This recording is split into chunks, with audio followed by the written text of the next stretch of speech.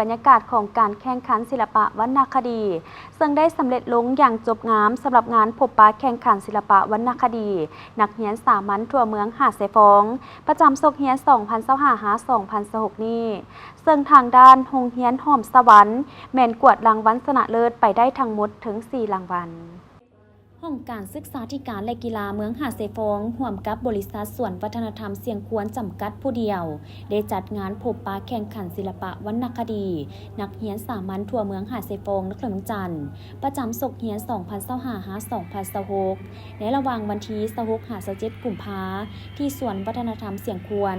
ซึ่งการแข่งขันดังกล่าวแม่นปฏิบัติตามหลักสูตรโครงการเคลื่อนไหวกิจกรรมของนักเรียนสามัญให้ครบถ้วนตาม3ลักษณะหลักมูลการศึกษาและประกอบเข้ากับวิชาศิลปะดนตรีเพื่อเฮ็ดให้กิจกรรมการเรียนการสอนได้รับความสนใจจากน้องนักเรียนและมวลชนต่างๆโดยเฉพาะแม่นกิจกรรมเคลื่อนไหวอยู่นอกสถานที่เพื่อสร้างบรรยากาศความม่วนซื่นและแรงจูงใจนิยมจากมวลชนที่ได้รับชมการแสดงศิลปะทางด้านดนตรีเสียงเพลงขับล้ำและบทฟ้อนม่วนๆจากแต่ละโรงเรียนที่นำมาแสดงในเวทีอย่างคึกคืนและที่สำคัญแม่นเพื่อสุขยูส่งเสริมพัฒนาเวียกงานการศึกษากีฬาให้บรรลุตามเป้าหมายไปพร้อมกับการอนุรักษ์รักษาได้ทางด้านมูลเสื้อและวัฒนธรรมอันดีงามของชาติของเผ่าให้ยืนยงติดพันกับการคัดเลือกตัวแทนศิลปะวรรณคดีนักเรียนสามัญ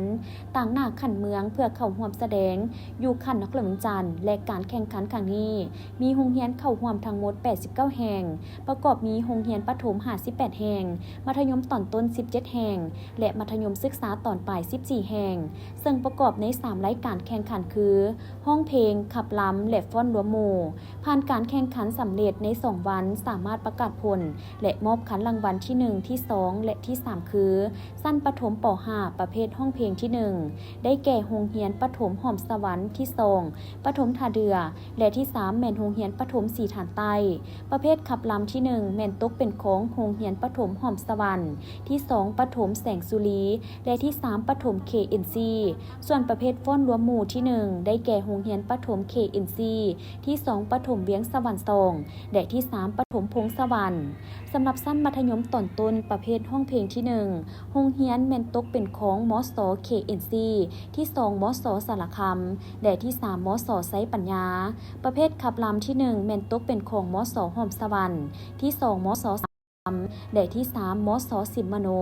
และประเภทฟ้อนรวมหมู่ที่1แม่นตกเป็นของโรงเรียนมสแสงสวรรค์2ที่2มส KNC และที่3มสสารคามส่วนการแข่งขันในชั้นมัธยมศึกษาตอนปลายประเภทห้องเพลงที่1ได้แก่โรงเรียนมสดงคำสร้างที่2มปลายบ่อโอและที่3มปลายบ้านหอมในขณะที่ประเภทขับลำที่1ตกเป็นของมสหอมสวรรค์ที่2มสสิมมโนและที่3มสสารคามส่วนรางวัลชนะเลิศประเภทฟ้อนรวมหมู่ที่1ตกเป็นของโรงเรียนมสมัญยุรีในบทฟ้อนปราสาทหินวัดภูมรดกโลกมรดกของลาวแซมเก่าที่2แม่นมส KNC ในบทฟ้อนส่วนมันต้นส้นเผ่าห่อและที่3แม่นมปลายบ้านหอมในบทฟ้อนซื้อล้าวดั่งกองทั่วโลกาให้การเข้าร่วมรับชมและมอบขันรางวัลครั้งนี้มีท่านคำแก้วมหาไซรองประธานคณะกรรมการปกครองเมืองหาดทรายฟองท่านสอนประสิทธิ์สุวรรณเมืองประธานแนวลาวสร้างชาติเมืองท่านสมศรีเทพพวงศ์หัวหน้าห้องการศึกษาธิการและกีฬาเมืองหาดทรายฟองท่านนางใส่สุดาอินเมืองไซประธานบริษัทวัฒนธรรมเสียงควรจำกัดผู้เดียวทั้งเป็นผู้ให้การสนับสนุนสถานที่จัดงานและเงินสดรวมมูลค่า30 ล้านกีบ